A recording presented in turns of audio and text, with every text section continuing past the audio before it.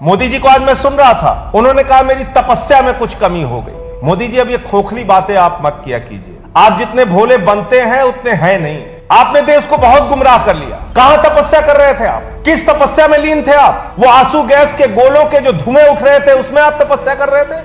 वो किसानों को जो तार के घेरे में दुश्मन देश के नागरिकों की तरह रखा गया था, वहां बैठ के आप तपस्या कर रहे थे? वो किसानों को जब लाठियों से पीटा गया, उनको गोलियां चलाई गई, लहूलुहान कर दिया गया पीट पीट के, तब आप तपस्या कर रहे थे? जब संसद के अंदर इस कानून को वापस लेने की गुहार लगाई जा रही थी, तब आप तपस्या कर रहे थे? कहां तपस्या में लीन थे आप? किस गुफा में बैठे हुए थे? जब आपके मंत्री की गाड़ी ने किसानों को कुचल कर मार दिया, उनके कीड़े मकोड़ों की तरह हत्या कर दी, तब आप तपस्या कर रहे थे। और आपकी तपस्या कब और क्यों भंग हुई, मैं बताता हूं मोदी। जब पूरे देश में आपकी हार होना शुरू हुई, चुनाव दर चुनाव, चुनाव दर चुनाव, तब आपकी तपस्या भंग हुई। जो काला कानून आपने अपने पूंजीपति मित्रों के लिए बनाया था, यह काला कानून वापस लेने की सुध तब आपको आई जब आपकी जमानतें जब्त होना शुरू हो गई मध्यावधि चुनाव। और उत्तर प्रदेश में, उत्तराखंड में, गोवा में, पंजाब में चुनाव में हार का डर जब आपको रात को सताने लगा, तब आपकी तपस्या भंग हुई। लेकिन मैं पूछना चाहता हूं, इसी के साथ सवाल है, जब संसद का गला घोटकर आप ये तीनों काला कानून पास कर रहे थे, आम आदमी पार्टी के नेता अरविंद केजरीवाल जी और हम सारे लोग संसद से सड़क पर चिल्ला चिल्ला कर कह रहे थे कि ये किसानों के मौत का फरमान है, इसको मत पास कीजिए मोदी जी, उस वक्त आपने जबरन अपने पूंजीपति मित्रों को फायदा पहुंचाने के लिए ये काला कानून क्यों पास किया? आपसे सवाल पूछा जाएगा कि इस वक्त खामोश क्यों थे आप जब किसानों की शहादत हो रही थी? एक के बाद एक किसान आत्महत्या कर रहे थे, अपनी जान दे रहे थे। आप उस वक्त खामोश क्यों थे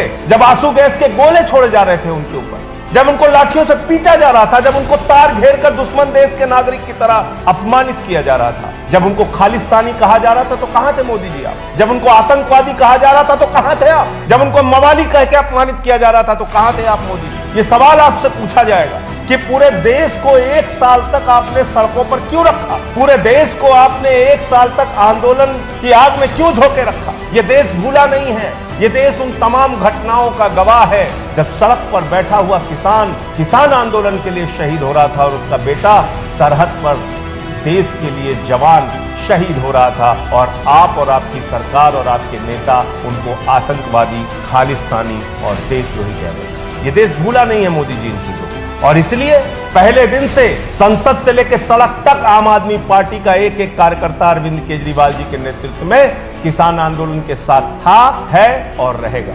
आपने जबरन कम संख्या होने के बावजूद संसद में यह काला कानून पास किया था। मैं वो दिन भूला नहीं। मार्शल से घसीट के हम लोगों को बाहर कर दिया गया, निलंबित कर दिया गया। ये आरोप लगाए जा रहे थे कि माइक तोड़ दिया, माइक, इसी अपराध के कारण, यही गुनाह जो आपकी सरकार ने किया था, इसी की वजह से हमें माइक तोड़ने पर विवश होना पड़ा। और इसलिए अभी मैं आज से कह रहा हूं, ये आपने अपने पाप पर पर्दा डालने की कोशिश उस वक्त की है जब आप देश भर में चुनाव हार रहे हैं, चुनाव दर चुनाव।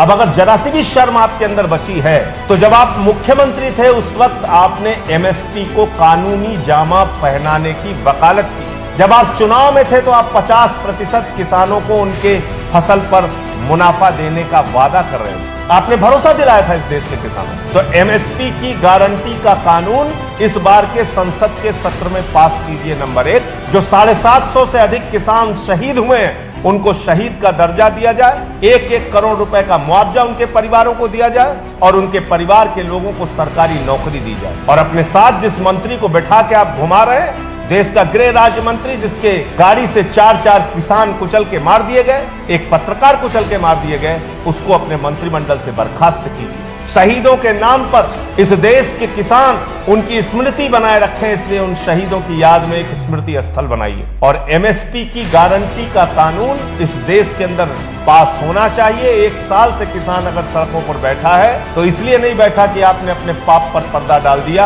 आपने जो गुनाह किया था उस पर आपने पर्दा डाल दिया, और आज आके आप रो दिए। आप तपस्या में लीन थे, बंगाल के चुनाव में आप लीन थे जब किसान मर रहा था, और आकर आप खोखली बातें करते हैं, खोखले वादे करते हैं। आम आदमी पार्टी फिर से एक बार अपने देश के किसानों को नमन करती है, उनके आंदोलन को, उनके संघर्ष को नमन करती है।